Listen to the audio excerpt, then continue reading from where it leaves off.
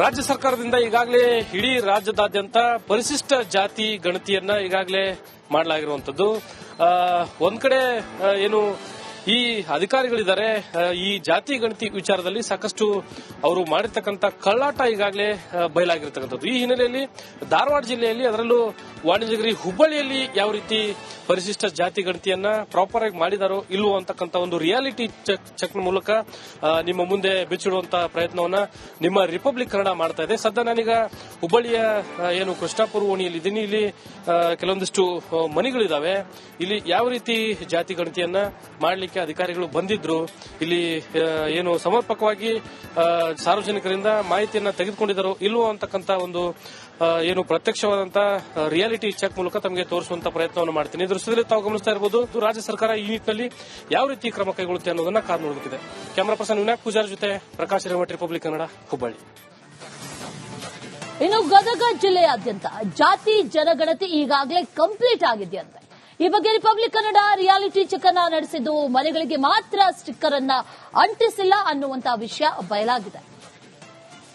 ರಾಜ್ಯದಲ್ಲಿ ಪರಿಶಿಷ್ಟ ಜಾತಿ ಜನಗಣತಿ ಆರಂಭವಾಗಿದ್ದು ಗದಗ ಜಿಲ್ಲೆಯಲ್ಲಿ ಕಳೆದ ತಿಂಗಳವೇ ಪರಿಶಿಷ್ಟ ಜಾತಿ ಮನೆಗಳಿಗೆ ಭೇಟಿ ನೀಡಿ ಸರ್ವೆ ಕಾರ್ಯ ಸಂಪೂರ್ಣವಾಗಿ ಮುಗಿದಿದೆ. ಅಧಿಕಾರಿಗಳು ಹೇಳುವ ಪ್ರಕಾರ ನಾವು 100% ಜಾತಿ ಜನಗಣತಿ ಮಾಡಿದ್ದೇವೆ ಅಂತೇಳಿ. ಈ ಬಗ್ಗೆ ರಿಪಬ್ಲಿಕ್ ಕನ್ನಡ ಕೂಡ ರಿಯಾಲಿಟಿ ಚೆಕ್ ಮಾಡ್ತಾ ಇದೆ. ಗದಗ ತಾಲೂಕಿನ ಮಲ್ಲಸಮುದ್ರ ಗ್ರಾಮದಲ್ಲಿ ಪರಿಶಿಷ್ಟ ಜಾತಿಯ 10 ಮನೆಗಳಿಗೆ ಕೂಡ ರಿಪಬ್ಲಿಕ್ ಕನ್ನಡ ತಂಡ ಭೇಟಿ ಕೊಟ್ಟಿತ್ತು. ಇವಾಗ ನಾವು ಅವರ ಮನೆಗಳಿಗೇನು ಕೂಡ ಹೋಗಿ ಯಾವ ರೀತಿ ಸರ್ವೆ ಮಾಡಿದ್ದಾರೆ ಅಂತ ಹೇಳಿ ಕೇಳಿದ್ದೇವೆ. ಆದರೆ ಏನು ಇಲ್ಲಿರುವಂತಹ ಮಹಿಳೆಯರು ಹೇಳ್ತಾ ಇದ್ದಾರೆ, ನಮ್ಮ ಮನೆಗೆ ಬಂದಿದ್ದಾರೆ, ಆದರೆ ಯಾವುದೇ ರೀತಿಯಿಂದ ಸ್ಟಿಕ್ಕರ್ ಹಚ್ಚುವ ಕಾರ್ಯ ಆಗಿಲ್ಲ ಅಂತೇಳಿ.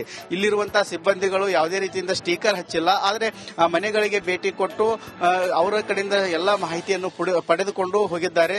ನಮ್ಮಲ್ಲಿ ಸಂಪೂರ್ಣವಾಗಿ ಅಂದ್ರೆ 100% ಜಾತಿ ಜನಗಣತಿ ಆಗಿದೆ ಅಂತೇಳಿ ಸಮಾಜ ಕಲ್ಯಾಣ ಇಲಾಖೆ ಅಧಿಕಾರಿಗಳು ಹೇಳ್ತಾ ಇದ್ದಾರೆ. ಆದರೆ ಮನೆಗಳಿಗೆ ಯಾವುದೇ ರೀತಿಯಿಂದ ಸ್ಟಿಕ್ಕರ್ ಹಚ್ಚಿಲ್ಲ, ಸರ್ವೆ ಅಧಿಕಾರಿಗಳು ಬಂದು ಮಾಡ್ಕೊಂಡು ಹೋಗಿದ್ದಾರೆ ಅಂತೇಳಿ ಇಲ್ಲಿ ಜನರು ರಿಪಬ್ಲಿಕ್ ಕನ್ನಡದ ಮುಂದೆ ಹೇಳ್ಕೊಳ್ತಾ ಇದ್ದಾರೆ. ಕ್ಯಾಮರಾಮ್ಯಾನ್ ಮಂಜುನಾಥ್ ಜೊತೆ ಮಂಜು ಪತ್ತ, ರಿಪಬ್ಲಿಕ್ ಕನ್ನಡ, ಗದಗ. ಬಾಗಲಕೋಟೆ ಜಿಲ್ಲೆ ವಾಜಪೇಯಿ ಕಾಲೋನಿಯಲ್ಲೂ ಕೂಡ ಅಧಿಕಾರಿಗಳು ಮನೆ ಮನೆಗೆ ತೆರಳಿ ಜಾತಿ ಜನಗಣತಿಯನ್ನ ನಡೆಸಿಲ್ಲ ಅನ್ನುವಂಥದ್ದು ಸ್ಥಳೀಯರ ಆರೋಪ. ಈ ಕುರಿತು ರಿಪಬ್ಲಿಕ್ ಕನ್ನಡ ರಿಯಾಲಿಟಿ ಚೆಕ್ ಅನ್ನ ನಡೆಸಿದೆ. ಪರಿಶಿಷ್ಟ ಜಾತಿ ಗಣತಿ ವಿಚಾರವಾಗಿ ಈಗಾಗಲೇ ರಾಜ್ಯಾದ್ಯಂತ ಸಾಕಷ್ಟು ಕಡೆಗಳಲ್ಲಿ ಕೂಡ ಗಣತಿಯಾಗಿದೆ ಎನ್ನುವಂತ ಅಧಿಕಾರಿಗಳ ಮಾತಾಗಿದೆ. ಆದರೆ ನಾವೀಗ ಬಾಗಲಕೋಟೆ ಜಿಲ್ಲೆಯ ನಗರದಲ್ಲಿರ್ತಕ್ಕಂಥ ಕೆಲವು ಮನೆಗಳಿಗೆ ಗ್ರೌಂಡ್ ರಿಪೋರ್ಟ್ ಮಾಡೋದಕ್ಕೆ ಬಂದಿದ್ವಿ. ನಾವೀಗ ದೃಶ್ಯದಲ್ಲಿ ನೋಡ್ತಾ ಇದ್ದೀವಿ. ಇಲ್ಲೊಂದು ಮನೆಗೆ ಬಂದಿದ್ದೀವಿ. ಆಗಲೇ ಇಲ್ಲಿ ಯಾವುದೇ ಒಂದು ಸ್ಟಿಕ್ಕರ್ಗಳನ್ನು ಕೂಡ ಅಂಟಿಸಿಲ್ಲ. ನಾವೀಗ ದೃಶ್ಯದಲ್ಲಿ ನೋಡ್ತಾ ಇದ್ದೀವಿ. ಯಾವುದೇ ಒಂದು ಪ್ಲೇಸ್ ಅಲ್ಲಿ ಕೂಡ ಒಂದು ಸ್ಟಿಕ್ಕರ್ ಕೂಡ ಅಂಟಿಸಿಲ್ಲ.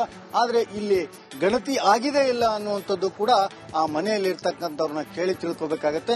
ಯಾಕಂತಂದ್ರೆ ಈಗ ಅಧಿಕಾರಿಗಳನ್ನ ಕೇಳಿದ್ರೆ ಸಂಪೂರ್ಣವಾಗಿ ಎಲ್ಲವೂ ಕೂಡ ಈಗ ಏನು ಗಣತಿ ಮುಗಿದಿದೆ, ಯಾವುದು ಪೆಂಡಿಂಗ್ ಇಲ್ಲ ಅನ್ನುವಂಥ ಮಾತನ್ನು ಕೂಡ ಅಧಿಕಾರಿಗಳು ಹೇಳಿದ್ದಾರೆ. ಆದರೆ ಇಲ್ಲಿವರೆಗೂ ಕೂಡ ಕೆಲವೊಬ್ಬರು ಹೇಳುವಂತ ಮಾತೇನಂತಂದ್ರೆ ಇಲ್ಲಿವರೆಗೆ ನಮ್ಮ ಮನೆಯಲ್ಲಿ ಗಣತಿ ಆಗಿಲ್ಲ ಅನ್ನುವಂತ ಮಾತನ್ನು ಹೇಳಿದ್ದಾರೆ. ಹಾಗಾಗಿ ಯಾವ ರೀತಿ ಗಣತಿ ಆಗಿದೆ ಇಲ್ಲ ಅನ್ನೋದನ್ನ ಆ ಒಂದು ಮನೆಯಲ್ಲಿರ್ತಕ್ಕಂಥವ್ರನ್ನ ಕೇಳಿ ತಿಳಿದಾಗ ವಿಷಯ ಗೊತ್ತಾಗಬೇಕಾಗುತ್ತೆ. ಕ್ಯಾಮರಾಮನ್ ಮಾಂತೇಶ್ ಜೊತೆ ಸಿದ್ದು ದುತ್ರಗಾಮಿ, ರಿಪಬ್ಲಿಕ್ ಕನ್ನಡ, ಬಾಗಲಕೋಟೆ. ವಿಜಯನಗರ ಜಿಲ್ಲೆಯ ಹೊಸಪೇಟೆಯ ಮುದ್ಲಾಪುರ ಗ್ರಾಮದಲ್ಲಿ ಜಾತಿ ಜನಗಣತಿಯ ಕಳ್ಳಾಟ ಈಗ ಬಯಲಾಗಿದೆ. ಮನೆಗಳಿಗೆ ತೆರಳಿ ಸರ್ವೆಯನ್ನ ನಡೆಸಿರುವಂತಹ ಅಧಿಕಾರಿಗಳು ಗೋಡೆಗಳ ಮೇಲೆ ಬರೆದು ಹೋಗಿದ್ದಾರೆ. ಯಾವುದೇ ರೀತಿಯ ಸ್ಟಿಕ್ಕರ್ ಅನ್ನ ಅಲ್ಲಿ ಅಂಟಿಸಿಲ್ಲ ಅನ್ನುವಂಥದ್ದು ಸ್ಥಳೀಯರ ಆರೋಪ. ಪರಿಶಿಷ್ಟ ಜಾತಿ ಸಮೀಕ್ಷೆ ಕುರಿತಂತೆ ಈಗಾಗಲೇ ರಾಜ್ಯ ರಾಜಧಾನಿ ಬೆಂಗಳೂರು ಸೇರಿದಂತೆ ನಾನಾ ಕಡೆ ಕಳ್ಳಾಟ ನಡೆದಿದೆ. ಏನು ಪರಿಶಿಷ್ಟ ಜಾತಿ ಜನಗಣತಿಯ ವೇಳೆ ಯಾವುದೇ ರೀತಿಯ ಸ್ಟಿಕ್ಕರ್ ಅನ್ನ ಏನು ಮಾಹಿತಿಯನ್ನ ಪಡೆದೆ ಮನೆಗಳಿಗೆ ಸ್ಟಿಕ್ಕರ್ ಅನ್ನ ಅಂಟಿಸಿ ಹೋಗಿರ್ತಕ್ಕಂಥದ್ದು ಹೊಸಪೇಟೆಯ ಏನು 1ನೇ ವಾರ್ಡ್ ಏನಿದೆ 88 ಮುದ್ಲಾಪುರದ ಬಳಿ ಇರ್ತಕ್ಕಂಥದ್ದು. ವಾರ್ಡ್ ನಂಬರ್ 2ರಲ್ಲಿ ಇರ್ತಕ್ಕಂಥದ್ದು 88 ಮುದ್ಲಾಪುರ ಭಾಗದಲ್ಲಿ ಇದೀನಿ. ಗಮನಿಸಬಹುದು ನಾವು ಬೇರೆ ಬೇರೆ ಭಾಗದಲ್ಲಿ ಮನೆಗಳ ಬಳಿ ಒಂದು ಜಾತಿ ಜನಗಣತಿ ಈ ಭಾಗದಲ್ಲಿ ಆಗಿದೆ ಅಂತಕ್ಕಂತಹ ಮಾಹಿತಿ ನಮಗೆ ಲಭ್ಯ ಆಗ್ತಾ ಇರತಕ್ಕಂಥದ್ದು. ಗೋಡೆಯ ಮೇಲೆ ಜನಗಣತಿಯನ್ನ ಮಾಡಿ ಬರೆದಿಟ್ಟಿರ್ತಕ್ಕಂತಹ ದೃಶ್ಯಗಳನ್ನು ನಾನು ನಿಮಗೆ ತೋರಿಸ್ತಾ ಹೋಗ್ತೇನೆ. ಇಲ್ಲಿ ಗಮನಿಸಬಹುದು, ಇಲ್ಲಿ ಯಾವುದೇ ರೀತಿಯ ಸ್ಟಿಕ್ಕರಿಂಗ್ ಆಗಿಲ್ಲ, ಆದ್ರೆ ಜಾತಿ ಜನಗಣತಿ ಆಗಿದೆ ಅಂತಕ್ಕಂಥದ್ದನ್ನ ಇಲ್ಲಿ ಬರೆದಿದ್ದಾರೆ. ಗಮನಿಸಬಹುದು ಯಾವ ಡೇಟ್ಗೆ ಆಗಿದೆ ಅಂತದ ಕೂಡ ಇಲ್ಲಿ ಬರೆದಿರ್ತಕ್ಕಂಥದ್ದು. ಜೊತೆ ಸುರೇಶ್ ಚೌಹಾಣ್, ರಿಪಬ್ಲಿಕ್ ಕನ್ನಡ, ವಿಜಯನಗರ. ಹಾವೇರಿ ಜಿಲ್ಲೆಯ ಅಂಬೇಡ್ಕರ್ ನಗರದಲ್ಲಿ ಸರ್ವೆ ಕಾರ್ಯ ತಿಂಗಳುಗಳ ಹಿಂದೆಯೇ ಮುಗಿದು ಹೋಗಿದೆಯಂತೆ. ಮೊಬೈಲ್ ಮತ್ತು ಪುಸ್ತಕದಲ್ಲಿ ಅಧಿಕಾರಿಗಳು ಸಮೀಕ್ಷೆಯನ್ನು ನಡೆಸಿ ಬರೆದುಕೊಂಡು ಹೋಗಿದ್ದಾರೆ. ಆದರೆ ಯಾವುದೇ ರೀತಿಯ ಸ್ಟಿಕ್ಕರ್ ಅನ್ನ ಅಂಟಿಸಿಲ್ಲ ಅನ್ನುವಂಥದ್ದು ಸ್ಥಳೀಯರ ಮಾತು. ಪರಿಶಿಷ್ಟ ಪಂಗಡ ಪರಿಶಿಷ್ಟ ಜಾತಿಯ ಸರ್ವೆ ಕಾರ್ಯ ಹಾವೇರಿ ನಗರದಲ್ಲಿ ಮುಗಿದಿರುವಂತದ್ದು. ನಾನಿವತ್ತು ಹಾವೇರಿ ನಗರದ ಅಂಬೇಡ್ಕರ್ ನಗರದಲ್ಲಿದ್ದೇನೆ. ಸದ್ಯ ಅಂಬೇಡ್ಕರ್ ನಗರದ ಜನಗಳ ಮನೆಗಳನ್ನ ನೋಡ್ತಾ ಇರಬಹುದು. ಇಲ್ಲಿ ಈಗಾಗಲೇ ಕಳೆದ ತಿಂಗಳುಗಳ ಹಿಂದೆ ಪ್ರತಿ ಮನೆಗೂ ಬಂದು ಯಾವ ರೀತಿ ಸರ್ವೆ ಕಾರ್ಯ ಮಾಡಿದ್ರೆ ಅಂತಂದ್ರೆ ನಿಜಕ್ಕೂ ಖುಷಿ ಆಗುವಂತದ್ದು. ಅಂದ್ರೆ ಒಂದ್ ಕಡೆ ಮನೆ ಹೋಗ್ತಾರೆ, ಯಾವುದೋ ಒಂದು ಪುಸ್ತಕದಲ್ಲಿ ಬರ್ಕೊಂಡಿದ್ದಾರೆ, ಎಷ್ಟು ಜನ ಮನೇಲಿದ್ದೀರಿ, ಏನೆಲ್ಲ ಕೆಲಸ ಮಾಡ್ತೀರಿ, ಯಾವ ಜನಾಂಗ ಯಾವ ಜಾತಿ ಅಂತಕ್ಕಂಥ ವಿಚಾರಗಳನ್ನ ಸಂಪೂರ್ಣವಾಗಿ ಬರ್ಕೊಂಡಿದ್ದಾರೆ. ಆದ್ರೆ ಈ ಮನೆಗಳಿಗೆ ಅಟ್ಲೀಸ್ಟ್ ಬಂದಿದ್ದೇವೆ ಅನ್ನುವಂತ ಯಾವುದೇ ಕುರುಗಳನ್ನು ಬಿಟ್ಟು ಹೋಗಿಲ್ಲ. ಯಾವ ಮನೆಯ ಗೋಡೆಯ ಮೇಲೂ ಕೂಡ ಸ್ಟಿಕ್ಕರ್ಗಳಿಲ್ಲ. ಈ ಮನೆ ಮೇಲೆ ಯಾವುದೇ ರೀತಿಯ ಸ್ಟಿಕ್ಕರ್ ಅಂಟಿಕೆ ಆಗಿಲ್ಲ, ಯಾವುದೇ ರೀತಿಯ ಬರಹಗಳು ಇಲ್ಲ. ಒಟ್ಟಾರೆಯಾಗಿ ಕಣ್ಣೊರೆಸುವ ತಂತ್ರದಂತೆ ಒಂದು ರೀತಿಯಲ್ಲಿ ಈ ಒಂದು ಸರ್ವೆ ಕಾರ್ಯವನ್ನು ಮಾಡಿದ್ದಾರೆ ಅಂತ ಹೇಳ್ಬೋದು. ಒಟ್ಟಾರೆಯಾಗಿ ಹೇಳೋದಾದ್ರೆ ಹಾವೇರಿ ಜಿಲ್ಲೆಯಲ್ಲಿ ಸರ್ವೆ ಕಾರ್ಯ 1.5-2 ತಿಂಗಳ ಹಿಂದೆ ಮುಗಿದಿದೆ ಅಂತಕ್ಕಂಥ ಮಾತನ್ನ ಇಲ್ಲಿ ಜನರು ಹೇಳ್ತಿರುವಂತದ್ದು.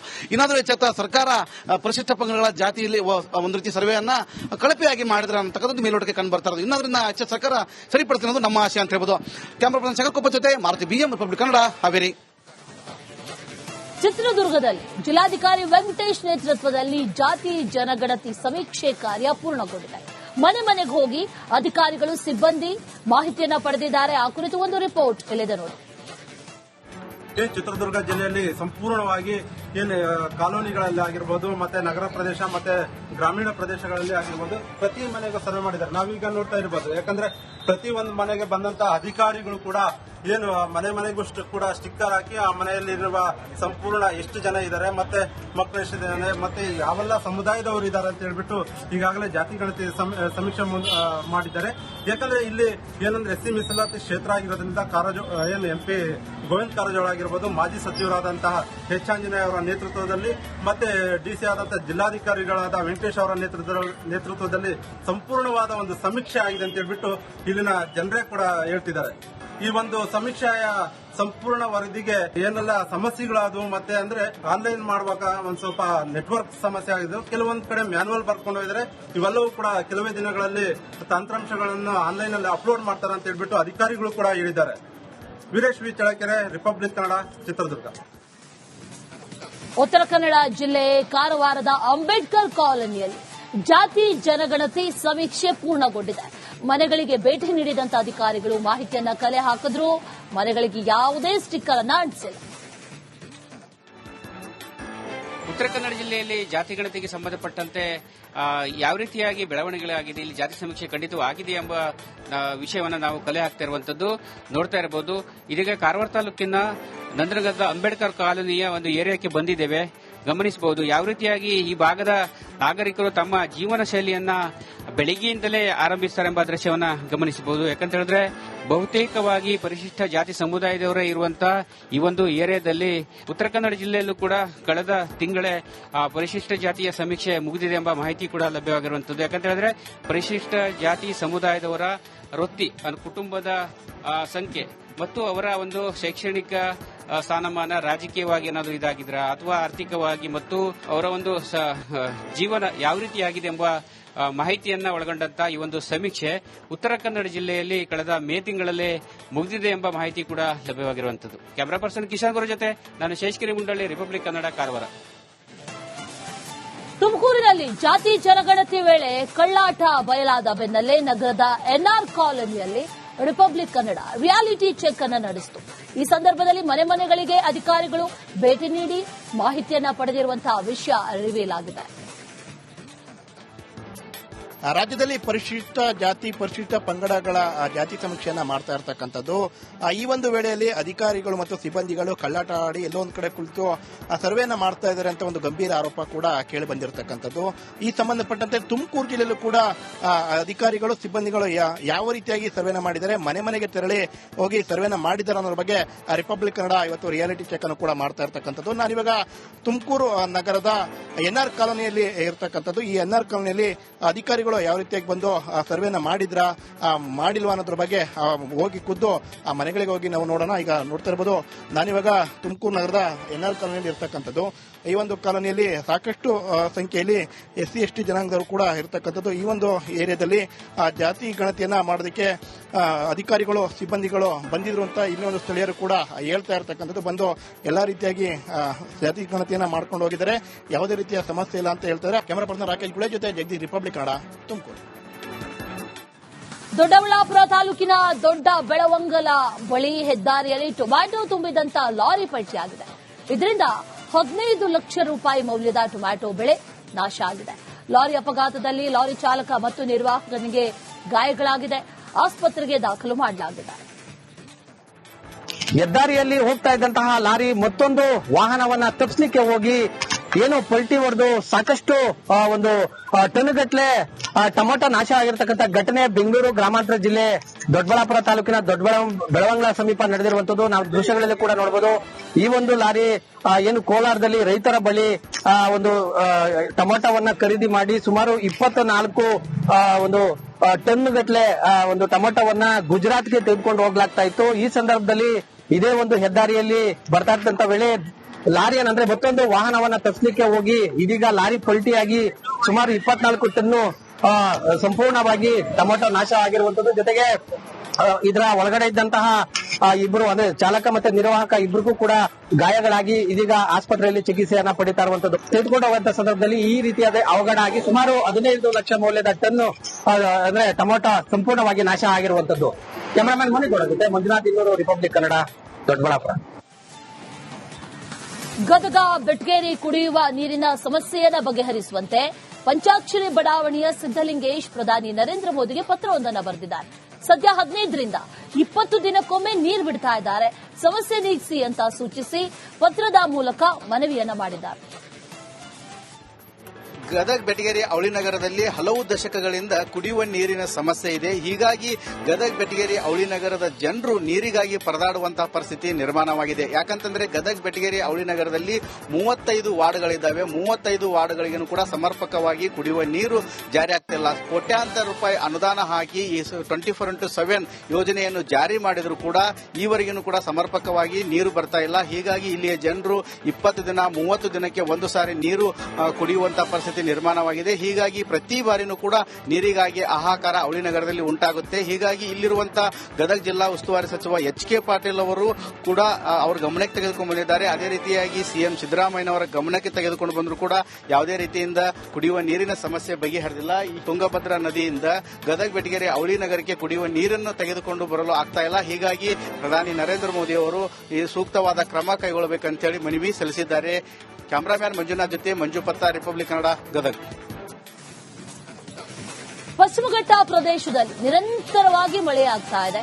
ಆ ಮಳೆಗೆ ಬೆಳಗಾವಿ ಜಿಲ್ಲೆಯಲ್ಲಿ ಸಾವಿರಾರು ಎಕರೆ ಬೆಳೆ ಜಲಾವೃತಗೊಂಡಿದೆ. ಬೆಳಗಾವಿ ತಾಲೂಕಿನ KH ಕಂಗ್ರಾಳಿ ಬಳಿಯಲ್ಲಿ ಹಾಯ್ದು ಹೋಗಿರುವಂತಹ ಮಾರ್ಕಂಡೇಯ ನದಿ ಉಕ್ಕಿ ಹರಿತಾ ಇದೆ. ಕಬ್ಬು, ಭತ್ತ, ಮೆಕ್ಕೆಜೋಳ ಎಲ್ಲವೂ ಕೂಡ ನಾಶ ಆಗಿದೆ.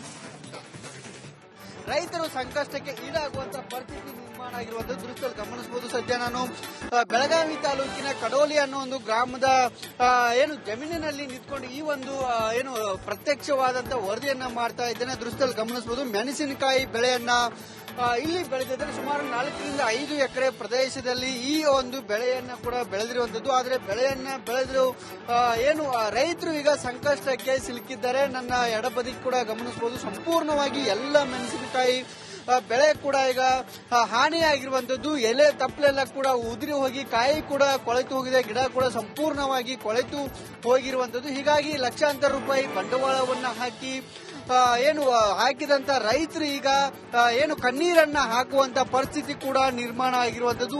ಉತ್ತಮ ಫಸಲಿನ ನಿರೀಕ್ಷೆಯಲ್ಲಿ ಇದ್ದಂತ ರೈತರು ಈಗ ಸಂಕಷ್ಟಕ್ಕೆ ಎದುರಾಗಿರುವಂತದ್ದು. ಮಾರ್ಕಂಡೇಯ ಜಲ ನೀರಿನ ನದಿ ಇದೆ, ಅದನ್ನ ಹೂಳೆತ್ತುವ ಕೆಲಸವನ್ನ ಮಾಡಬೇಕು ಅನ್ನೋ ನಿಟ್ಟಿನಲ್ಲಿ ಇಲ್ಲಿರುವಂತಹ ರೈತರು ಒತ್ತಾಯವನ್ನ ಕೂಡ ಮಾಡ್ತಿರುವಂತದ್ದು.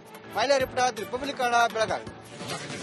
ಕೋಲಾರ ಜಿಲ್ಲೆಯಲ್ಲಿ ಖಾಸಗಿ ಬಸ್ಗಳ ದರ್ಬಾರ್ ಹೆಚ್ಚಾಗ್ತಾ ಇದೆ. ನಿಯಮಗಳನ್ನು ಗಾಳಿಗೆ ತೂರಿ ಓಡಾಡ್ತಾ ಇರುವಂತಹ ಬಸ್ ಮಾಲೀಕರಿಗೆ ಬಿಸಿ ಮುಟ್ಟಿಸೋದಕ್ಕೆ RTO ಅಧಿಕಾರಿಗಳು ಫೀಲ್ಡ್ಗಿಳಿದಿದ್ದಾರೆ. ದಾಖಲೆಗಳನ್ನು ಸರಿಪಡಿಸಿಕೊಳ್ಳೋದಕ್ಕೆ 15 ದಿನಗಳ ಗಡುವನ್ನು ಕೊಟ್ಟಿದ್ದಾರೆ.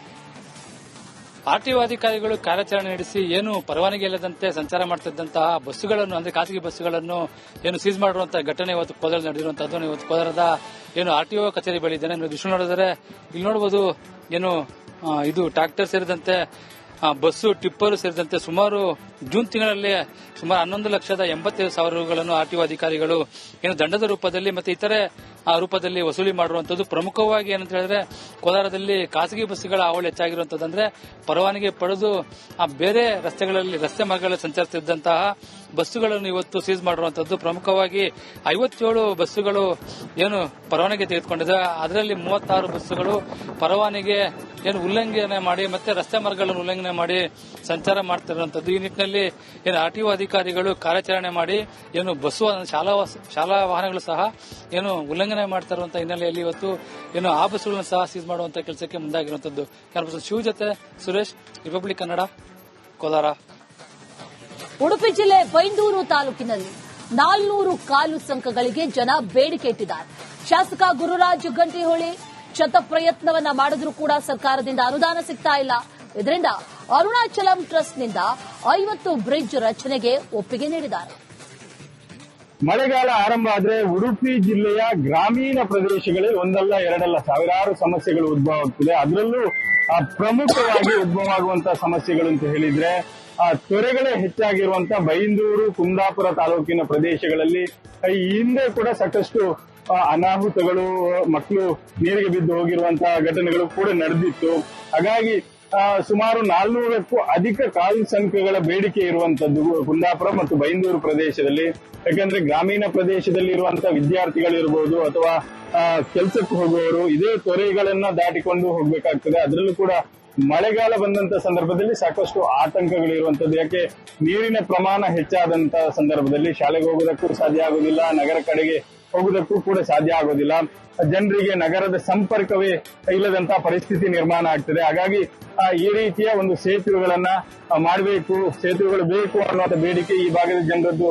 ಹರೀಶ್ ಪಾಲೇಚಾರ್, ರಿಪಬ್ಲಿಕ್ ಕನ್ನಡ, ಉಡುಪಿ. ಯಾದಗಿರಿ ಸಿಟಿಯ ಚರಂಡಿ ನೀರು ಹಳ್ಳದ ಮೂಲಕ ಭೀಮಾ ನದಿ ಸೇರ್ತಾ ಇದೆ. ಇದರಿಂದ ನಗರದ ಹೊರವಲಯದ ಭೀಮಾ ನದಿ ನೀರು ಡಿಟರ್ಜೆಂಟ್ ಸೋಪಿನಿಂದ ಉಕ್ಕಿ ಹರಿತಾ ಇದೆ.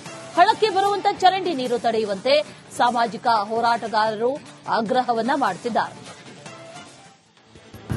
ಯಾದಗಿರಿ ನಗರದ ಚರಂಡಿ ನೀರನ್ನ ಹಳ್ಳದ ಮೂಲಕ ಈಗ ಭೀಮಾ ನದಿಗೆ ಹರಿಬಿಡ್ಲಾಗ್ತಾ ಇರುವಂತದ್ದೇನೋ ಈ ಹಿನ್ನೆಲೆನೋ ಹಳ್ಳದ ಬಳಿ ಈ ಒಂದು ತ್ಯಾಜ್ಯ ನೀರು ಸೇರ್ತಾ ಇರುವಂತಹ ಸಂದರ್ಭದಲ್ಲಿ ಅದೇ ಒಂದು ಸ್ಥಳದಲ್ಲಿ ಈಗ ನಾನಿರುವಂತದ್ದು ನೋಡ್ತಾ ಇರಬಹುದು. ಈ ಒಂದು ತ್ಯಾಜ್ಯ ಸಂಪೂರ್ಣವಾಗಿ ಇಲ್ಲಿ ಸೇರುವುದರಿಂದ ಎಲ್ಲ ನೊರೆ ಬಿಡ್ತಾ ಇರುವಂತದ್ದೇನು ಹಾಲ್ ನೊರೆ ಅಂತೆ ಈ ಒಂದು ನೊರೆ ಹೋಗಿ ಸೀದಾ ಭೀಮಾ ನದಿಯನ್ನ ಸೇರ್ತಾ ಇದೆ. ಇದೇ ಒಂದು ತ್ಯಾಜ್ಯ ನೀರು ಇಲ್ಲಿರುವಂತಹ ಸಿಟಿ ಜನರಿಗೆ ಮತ್ತೆ ಫಿಲ್ಟರ್ ಮಾಡಿ ಕುಡಿಯಲು ಕೊಡುವಂತ ಕೆಲಸಗಳಾಗ್ತಾ ಇರುವಂತದ್ದು ನೀವು ಆ ದೃಶ್ಯಾವಳಿಗಳು ಸಹ ಗಮನಿಸ್ತಾ ಇರಬಹುದು. ಯಾವ ರೀತಿ ಅಂತಂದ್ರೆ ಸಾಬೂನಿನ ಬುರುಗು ಬಂದಂತೆ ಈ ರೀತಿ ನೊರೆ ಬರ್ತಾ ಇರುವಂತದ್ದು ನೋಡ್ತಾ ಇರಬಹುದು. ಯಾವ ರೀತಿ ಸಾಕಷ್ಟು ಪ್ರಮಾಣದಲ್ಲಿ ಇಲ್ಲಿ ನೊರೆ ಬಿದ್ದಿದೆ. ಆದ್ರೆ ಮಳೆಗಾಲ ಆರಂಭವಾದರೂ ಕೂಡ ಪ್ರತಿ ಬಾರಿಯೂ ಕೂಡ ಈ ಹಳ್ಳದಲ್ಲಿ ಈ ರೀತಿ ನೊರೆ ಬರುತ್ತೆ. ಆದ್ರೆ ಯಾವೊಬ್ಬ ಅಧಿಕಾರಿಯೂ ಕೂಡ ಇದನ್ನ ದುರಸ್ತಿ ಮಾಡುವಂತ ಕೆಲಸಕ್ಕೆ ಮುಂದಾಗ್ತಾ ಇಲ್ಲ. ಯಾಕಂತಂದ್ರೆ ಆ ಚರಂಡಿಗೆ ಬರ್ತಾ ಇರುವಂತ ನೀರನ್ನ ತಡೆಗಟ್ಟಬೇಕು, ಆ ಕಟ್ಟುನಿಟ್ಟಿನ ಕ್ರಮಕ್ಕೆ ಮುಂದಾಗ್ತಿಲ್ಲ. ಇದು ಸ್ಥಳೀಯರ ಆಕ್ರೋಶಕ್ಕೆ ಕಾರಣವಾಗಿರುವಂತದ್ದು. ನಾಗರಾಜ್ ಮುಗ್ದುಂ, ರಿಪಬ್ಲಿಕ್ ಕನ್ನಡ, ಯಾದಗಿರಿ. ಕೊಡಗಿನ ಕುಶಾಲನಗರದ ತಾವರೆಕೆರೆ ಹೂವಿನಿಂದ ಪ್ರವಾಸಿಗರ ಗಮನ ಸೆಳೀತಾ ಇದೆ. ಕೆರೆ ತುಂಬಾ ಹೂವು ಅರಳಿ ನಿಂತಿದೆ. ಪ್ರವಾಸಿಗರನ್ನ ತಡೆಯೋದಕ್ಕೆ ಪೊಲೀಸರು ಹರಸಾಹಸ ಪಡುವಂತಹ ಪರಿಸ್ಥಿತಿ ನಿರ್ಮಾಣ ಆಗಿದೆ. ಕೊಡಗು ಜಿಲ್ಲೆಯ ಕುಶಾಲನಗರದಲ್ಲಿ ಈಗ ಒಂದು ಪ್ರವಾಸಿ ತಾಣ ನಿರ್ಮಾಣವಾಗಿದೆ. ಅದೇ ಇಲ್ಲಿಯ ತಾವರೆಕೆರೆ ಅಂತ ಹೇಳುವಂತದ್ದು. ಈಗ ನಾವು ಅದೇ ಜಾಗದಲ್ಲಿ ಇದ್ದೀವಿ. ಅಂದ್ರೆ ಕುಶಾಲನಗರದಿಂದ ಮಡಿಕೇರಿಗೆ ಬರುವಾಗ ಪ್ರವಾಸಿಗರನ್ನು ಆಕರ್ಷಣೆ ಮಾಡ್ತಿರುವಂತಹ ಕೆರೆ ಇದು. ಇಲ್ಲಿ ಕಾಣ್ತಿರುವಂತದ್ದು ತಾವರೆ ಹೂವಲ್ಲ. ಈ ಕೆರೆಯ ಹೆಸರು ತಾವರೆಕೆರೆ ಅಂತ ಹೇಳಿ. ಇಲ್ಲಿ ವಾಟರ್ ಪಯಾಸಿಂತ್ ಅಂತ ಹೇಳುವಂತ ಈ ಹೂವಿನ ಹೆಸರು. ಸಾಕಷ್ಟು ಚೆನ್ನಾಗಿದೆ ನೋಡ್ಲಿಕ್ಕೆ, ತುಂಬಾ ಕಲರ್ಫುಲ್ ಆಗಿರುವಂತದ್ದು. ಆದ್ರಿಂದ ಬರುವಂತ ಎಲ್ಲಾ ಪ್ರವಾಸಿಗರು ರಸ್ತೆಯಲ್ಲಿ ನಿಂತು ಫೋಟೋ ತಗೊಂಡು ಹೋಗುವಂತದ್ದು ಸಾಕಷ್ಟು ಪ್ರವಾಸಿಗರು ನೋಡಬಹುದು. ಇದು ಮಂಗಳೂರು ಮಡಿಕೇರಿ ರಾಷ್ಟ್ರೀಯ ಹೆದ್ದಾರಿ 275. ಈ ಹೆದ್ದಾರಿ ಪಕ್ಕದಲ್ಲೇ ಇರೋದ್ರಿಂದ ಬರುವಂತ ಎಲ್ಲಾ ಪ್ರವಾಸಿಗರು ಇರಬಹುದು, ಸ್ಥಳೀಯರು ಇರಬಹುದು, ಎಲ್ಲರೂ ಇಲ್ಲಿ ನಿಂತು ಫೋಟೋ ತಗೊಂಡು ಹೋಗುವಂತದ್ದು ತುಂಬಾ ಸುಂದರವಾಗಿ ಕಾಣುತ್ತೆ. ಪ್ರತಿ ವರ್ಷ ಇದೇ ಸಮಯದಲ್ಲಿ ಇದು ಅರಳುವಂತದ್ದು. ಇನ್ನು ಒಂದು ತಿಂಗಳವರೆಗೆ ಇರುತ್ತೆ. ಅಂದ್ರೆ ಹೆಸರು ತಾವರೆಕೆರೆ ಅಂತಿದ್ರು. ಅರಳುವಂತ ಹೂವು ಬೇರೆ ಇದು ಈ ಮೊದಲು ಈ ಕೆರೆಯಲ್ಲಿ ಸ್ವಲ್ಪನೇ ಹೂವು ಇತ್ತು. ಈಗ ವರ್ಷ ಕಳೆದಂತೆ ಹೆಚ್ಚೆಚ್ಚು ಅಗಲವಾಗಿ ಈಗ ಸಂಪೂರ್ಣವಾಗಿ ಕೆರೆಯನ್ನು ಆವರಿಸಿಕೊಂಡಿರುವಂತದ್ದು ನೋಡ್ಲಿಕ್ಕೆ ತುಂಬಾ ಚೆನ್ನಾಗಿದೆ. ಆದ್ರಿಂದ ಬರುವಂತ ಎಲ್ಲ ಪ್ರವಾಸಿಗರು ಈ ಫೋಟೋ ತಗೊಂಡು ಸೆಲ್ಫಿ ತಗೊಂಡು ಸಖತ್ ಎಂಜಾಯ್ ಮಾಡಿ ಹೋಗ್ತಾ ಇದ್ದಾರೆ. ಕ್ಯಾಮರಾ ಪರ್ಸನ್ ಯುವಕರ ಜೊತೆ ಅನುಕಾರ್ಯಪ್ಪ, ರಿಪಬ್ಲಿಕ್ ಕನ್ನಡ, ಕೊಡಗು. ಬೀದರ್ನ ಗೊರನಹಳ್ಳಿ ಕೆರೆಯ 16 ಎಕರೆ ಜಾಗ ಒತ್ತುವರಿ ಆಗಿರುವಂತಹ ಆರೋಪ ಕೇಳಿಬಂದಿದೆ. 72 ಎಕರೆ ವಿಸ್ತೀರ್ಣದ ಕೆರೆ ಒತ್ತುವರಿ ಮಾಡಿಕೊಂಡು ಶಾಹೀನ್ ಶಿಕ್ಷಣ ಸಂಸ್ಥೆ ಪಾರ್ಕಿಂಗ್ ಸ್ಪಾಟ್ ನಿರ್ಮಿಸಿದೆ ಅನ್ನುವಂತ ಆರೋಪ ಇದೆ. ಇದರ ಜೊತೆ ಕೆರೆ ಜಾಗದಲ್ಲಿ ರಸ್ತೆ, ಮನೆ, ಸ್ಮಶಾನ ಇದೆಲ್ಲವೂ ಕೂಡ ನಿರ್ಮಾಣ ಆಗಿದೆ. ಜಿಲ್ಲಾಡಳಿತ ಮಾತ್ರ ತಲೆನೇ ಕೆಡಿಸ್ಕೊಳ್ತಾ ಇಲ್ಲ. ನೋಡಬಹುದು ನೀವು ಭಾಗದಲ್ಲಿ ಇದು ನಾವು ಈಗಾಗಲೇ ಗೊರನಹಳ್ಳಿ ಕೆರೆಯಲ್ಲಿದ್ದೀವಿ. ಟೋಟಲಿ ಸರ್ಕಾರಿ ಭೂಮಿ, ಕೆರೆ ಭೂಮಿಯನ್ನ ಒತ್ತುವರಿ ಮಾಡಿಕೊಂಡು ಆ ಭಾಗದಲ್ಲಿ ನೋಡಬಹುದು ನೀವು ಸಾಕಷ್ಟು ಕಾಂಪೌಂಡ್ ಗಳನ್ನ ಕಟ್ಕೊಂಡಿದ್ದಾರೆ. ಸ್ಮಶಾನ ಭೂಮಿಗೋಸ್ಕರ ಕಾಂಪೌಂಡ್ ಕಟ್ಕೊಂಡಿದ್ದಾರೆ, ಬಿಲ್ಡಿಂಗ್ ಗಳು ಕಟ್ಕೊಂಡಿದ್ದಾರೆ. ಸಾಕಷ್ಟು ಈಗಾಗಲೇ 72 ಎಕರೆ ಭೂಮಿಯಲ್ಲಿ ಸಾಕಷ್ಟು ಭೂಮಿ ಒತ್ತುವರಿ ಆಗಿದೆ ಎಂಬುದೇನಂದ್ರೆ ಆರೋಪದ ಹಿನ್ನೆಲೆಯಲ್ಲಿ ನೋಡಬಹುದು ರಿಪಬ್ಲಿಕ್ ಕ್ಯಾಮೆರಾದಲ್ಲಿ ಎಕ್ಸ್ಕ್ಲೂಸಿವ್ ಆಗಿ ಕಟ್ಟಡಗಳ ತಲೆ ಎತ್ತಿವೆ, ಕಾಂಪೌಂಡ್ ಗಳು ಹಾಕೊಂಡಿದ್ದಾರೆ. ಇನ್ನು ಕೆರೆ ಪರಿಸ್ಥಿತಿ ಅಂತೂ ಹೇಳತೀರದಿದೆ. ನೋಡಬಹುದು ಸಂಪೂರ್ಣವಾಗಿ ಏನಂದ್ರೆ ನೀರು ಕಲುಷಿತಗೊಂಡವ. ಇದರಲ್ಲಿ ಸಾಕಷ್ಟು ಏನು ಕಸ ಇರ್ಬೋದು, ಅದು ಇರ್ಬೋದು ತಂದು ಹಾಕ್ತಾ ಇದ್ದಾರೆ ಜನ. ಸಂಪೂರ್ಣ ನೀರು ಹಸಿರು ಬಣ್ಣ ತಿರುಗ್ಯವ. ಒಳಗಡೆ ಇದ್ದಂತ ಜಲಚರಗಳು ಕೂಡ ಸತ್ತು ಹೋಗ್ತಾ ಇವೆ ಅಂತ ಹೇಳ್ಬೋದು. ಐತಿಹಾಸಿಕ ಕೆರೆ ಗೊರನಹಳ್ಳಿ ಕೆರೆ ಅಂದ್ರೆ ಬೀದರ್ನ ಐತಿಹಾಸಿಕ ಕೆರೆ. ಆ ಕೆರೆ ಸಂಪೂರ್ಣವಾಗಿ ಏನಾದ್ರು ಒತ್ತುವರಿ ಆಗಿದೆ ಎಂಬುದು ಆರೋಪ ಕೇಳಿದ್ರೆ ಬರ್ತಾ ಇದೆ ಅಂತ ಹೇಳ್ಬೋದು. ಹೀಗಾಗಿ ಜನರ ಪರವಾಗಿ ಸರ್ಕಾರ ಏನು ಗೊರನಹಳ್ಳಿ ಕೆರೆ ಇದೆ 72 ಎಕರೆಯಲ್ಲಿ ಆ ಕೆರೆ ಉಳಿಸ್ಕೊಳ್ಳೇಬೇಕು ಅಂತ ಹೇಳಿ ನಾವು ಕೂಡ ಒತ್ತಾಯಿಸ್ತೀವಿ ಅಂತ ಹೇಳ್ಬೋದು. ಕ್ಯಾಮರಾ ಪರ್ಸನ್ ಭರತ್ ಜೊತೆ ನಾನು ಮಲ್ಲಿಕಾರ್ಜುನ್ ಮರ್ಕಲ, ರಿಪಬ್ಲಿಕ್ ಕನ್ನಡ, ಬೀದರ್. ಶಿವಮೊಗ್ಗದಲ್ಲಿ ಉದ್ಘಾಟನೆಗೊಂಡು ವರ್ಷ ಕಳೆದ್ರೂ ಕೂಡ ಪಾರ್ಕಿಂಗ್ ಬಹುಮಹಡಿ ನಿಲ್ದಾಣ ಪ್ರಯೋಜನಕ್ಕೆ ಬರ್ತಾ ಇಲ್ಲ. 25 ಕೋಟಿ ವೆಚ್ಚದಲ್ಲಿ ನಿರ್ಮಾಣಗೊಂಡಿದೆ ಈ ಪಾರ್ಕಿಂಗ್ ನಿಲ್ದಾಣ. ಅದರ ಸ್ಥಿತಿ ಹೇಗಿದೆ ಅಂತ ನೀವೇ ನೋಡಿ. ಶಿವಮೊಗ್ಗ ಮಹಾನಗರ ಪಾಲಿಕೆ ವ್ಯಾಪ್ತಿಯಲ್ಲಿ ದಿನದಿಂದ ದಿನಕ್ಕೆ ವಾಹನ ದಟ್ಟಣೆ ಹೆಚ್ಚಾಗ್ತಿದೆ. ಟ್ರಾಫಿಕ್ ಸಮಸ್ಯೆಗಳು ಹೆಚ್ಚಾಗ್ತಿರೋ ಹಿನ್ನೆಲೆಯಲ್ಲಿ ಇದನ್ನ ಮನಗಂಡಂತ ಮಹಾನಗರ ಪಾಲಿಕೆ ಸ್ಮಾರ್ಟ್ ಸಿಟಿ ಸಹಯೋಗದಲ್ಲಿ ಸುಮಾರು 25 ಕೋಟಿ ರು ವೆಚ್ಚದಲ್ಲಿ ಆ ಪಾರ್ಕಿಂಗ್ ಬಹುಮಹಡಿ ಪಾರ್ಕಿಂಗ್ ಕಟ್ಟಡವನ್ನ ನಿರ್ಮಿಸಿತ್ತು. ಆದರೆ ಉದ್ಘಾಟನೆಗೊಂಡು 1 ವರ್ಷಗಳು ಕಳೆದರೂ ಸಹ ಇಲ್ಲಿಯವರೆಗೆ ಆ ಪಾರ್ಕಿಂಗ್ ಕಟ್ಟಡ ಸಾರ್ವಜನಿಕರಿಗೆ ಮುಕ್ತವಾಗಿಲ್ಲ. ನೋಡಬಹುದು ಶಿವಮೊಗ್ಗ ನಗರದ ಶಿವಪ್ಪನಾಯಕ ವೃತ್ತದ ಬಳಿ ಇರುವಂತಹ ಬಿಎಚ್ ರಸ್ತೆಯ ಪಕ್ಕದಲ್ಲೇ ಇರುವಂತಹ ಬಹುಮಹಡಿ ವಾಹನ ನಿಲ್ದಾಣ ಇವತ್ತು ಸುಮಾರು 1 ವರ್ಷಗಳು ಕಳೆದಿದೆ ಉದ್ಘಾಟನೆಗೊಂಡು. ಆದ್ರೂ ಇಲ್ಲಿಯವರೆಗೆ ಇದನ್ನ ಸಾರ್ವಜನಿಕರಿಗೆ ಮುಕ್ತ ಮಾಡಿಕೊಟ್ಟಿಲ್ಲ. ಹಾಗಾಗಿ ಸಾರ್ವಜನಿಕರು ಸಹ ಸಾಕಷ್ಟು ಆಕ್ರೋಶವನ್ನು ವ್ಯಕ್ತಪಡಿಸುತ್ತಿದ್ದಾರೆ. ಸಾರ್ವಜನಿಕರ ಹಣವನ್ನ ಪೋಲಾಗದೆ ರೀತಿಯಲ್ಲಿ ಪಾರ್ಕಿಂಗ್ಗೆ ವ್ಯವಸ್ಥೆಯನ್ನ ಮಾಡಿಕೊಡೋ ನಿಟ್ಟಿನಲ್ಲಿ ಮುಂದಾಗ್ಲಿ ಎನ್ನುವಂಥದ್ದೇ ನಮ್ಮ ಆಗ್ರಹ. ಕ್ಯಾಮರಾ ಪರ್ಸನ್ ಚಿರಾಗ್ ಜೊತೆ ವಿಮಾನಗಸ್, ರಿಪಬ್ಲಿಕ್ ಕನ್ನಡ, ಶಿವಮೊಗ್ಗ. ಬೀದರ್ ಜಿಲ್ಲೆ ಔರಾದ್ ಹಾಗೂ ಕಮಲನಗರ ತಾಲೂಕಿನಲ್ಲಿ ಎಸ್ಎಸ್ಎಲ್ಸಿ ಪಿಯುಸಿಯಲ್ಲಿ ಅಗ್ರ ಶ್ರೇಣಿಯಲ್ಲಿ ಉತ್ತೀರ್ಣರಾದಂತಹ ವಿದ್ಯಾರ್ಥಿಗಳು, ಅವರ ಪೋಷಕರು ಮತ್ತು ಶಾಲೆ ಮುಖ್ಯ ಗುರುಗಳಿಗೆ ಔರಾದ್ ಶಾಸಕ ಪ್ರಭು ಬಿ ಚೌಹಾಣ್ ಅದ್ದೂರಿಯಾಗಿ ಸನ್ಮಾನಿಸಿದ್ದಾರೆ. ಶಿಕ್ಷಣ ಕ್ಷೇತ್ರದಲ್ಲಿ ಹಿಂದುಳಿದಂತ ಔರಾದ್ ತಾಲೂಕಿನಲ್ಲಿ ಮಕ್ಕಳಿಗೆ ಪ್ರೋತ್ಸಾಹ ತುಂಬುವಂತ ಕೆಲಸ ಆ ಕ್ಷೇತ್ರದ ಶಾಸಕ ಪ್ರಭು ಚೌಹಾಣ್ ಮಾಡೋರು ಅಂತ ಹೇಳ್ಬಹುದು. ಸುಮಾರು 100 ಜನ ಎಸ್ಎಸ್ಎಲ್ಸಿ ಪ್ರತಿಭಾವಂತ ಮಕ್ಕಳು, ಅದೇ ರೀತಿ ಪಿಯುಸಿ ಪ್ರತಿಭಾವಂತ ಮಕ್ಕಳಿಗೆ ಅವ್ರ ಪೋಷಕರಿಗೆ ಸನ್ಮಾನಿಸುವ ಮೂಲಕ ಎಲ್ಲೋ ಒಂದ್ ಕಡೆ ಹಿಂದುಳಿದ ಔರಾದ್ ಮತ್ತು ಕಮಲ್ ನಗರ್ ತಾಲೂಕಿನಲ್ಲಿ ಮುಂಬರ ದಿನಗಳಲ್ಲಿ ಶಿಕ್ಷಣ ಅಭಿವೃದ್ಧಿ ಆಗಲಿ, ಮಕ್ಕಳು ಒಳ್ಳೆ ರೀತಿ ಇಂಪ್ರೂವ್ ಆಗಲಿ ಎಂಬ ಉದ್ದೇಶದಿಂದ ಈ ಒಂದು ಸನ್ಮಾನ ಕಾರ್ಯಕ್ರಮ ಹಮ್ಮಿಕೊಂಡಿದ್ರು ಅಂತ ಹೇಳ್ಬಹುದು. ವಿಶೇಷವಾಗಿ ಪಿಯುಸಿಯಲ್ಲಿ ತಾಲೂಕಿಗೆ ಪ್ರಥಮ ಬಂದ ವಿದ್ಯಾರ್ಥಿಗೆ 21,000, ದ್ವಿತೀಯ ಸ್ಥಾನ ಪಡೆದಂತ ವಿದ್ಯಾರ್ಥಿಗೆ 11,000, ಅದೇ ರೀತಿ ಎಸ್ಎಸ್ಎಲ್ ಕೂಡ ತಾಲೂಕಿಗೆ ಫಸ್ಟ್ ಬಂದಂತ ವಿದ್ಯಾರ್ಥಿಗೆ 21, ಸೆಕೆಂಡ್ ಬಂದಂತ ವಿದ್ಯಾರ್ಥಿಗೆ 7,000 ರೂಪಾಯಿ, 11,000 ರೂಪಾಯಿ ಅನ್ನೋದ್ರ ಪ್ರೋತ್ಸಾಹಧನ ನೀಡುವ ಮೂಲಕ ವಿದ್ಯಾರ್ಥಿಗಳಿಗೆ ಮತ್ತೆ ಅದೇ ರೀತಿ ಯಾರು ಈಗಾಗಲೇ ತಾಲೂಕಿನ ಆಯಾ ಏನೋ ಸ್ಕೂಲ್ ಇರಬಹುದು ಮತ್ತು ಕಾಲೇಜ್ ಇರಬಹುದು, ಸರ್ಕಾರಿ ಸ್ಕೂಲ್ ಕಾಲೇಜಲ್ಲಿ ಒಳ್ಳೆ ರೀತಿ ಫಲಿತಾಂಶ ತಂದಿದ್ದಾರೆ ಆ ಶಿಕ್ಷಕರಿಗೆ ಮಕ್ಕಳಲ್ಲಿ ಒಂದು ಆತ್ಮವಿಶ್ವಾಸ, ಧೈರ್ಯ ತುಂಬುವಂತ ಕೆಲಸ ಮಾಡುವಂತ ಹೇಳ್ಬಹುದು. ಕ್ಯಾಮರಾ ಪರ್ಸನ್ ಭರತ್ ಜೊತೆ ನಾನು ಮಲ್ಲಿಕಾರ್ಜುನ್ ಮರ್ಕಲ, ರಿಪಬ್ಲಿಕ್ ಕನ್ನಡ, ಬೀದರ್.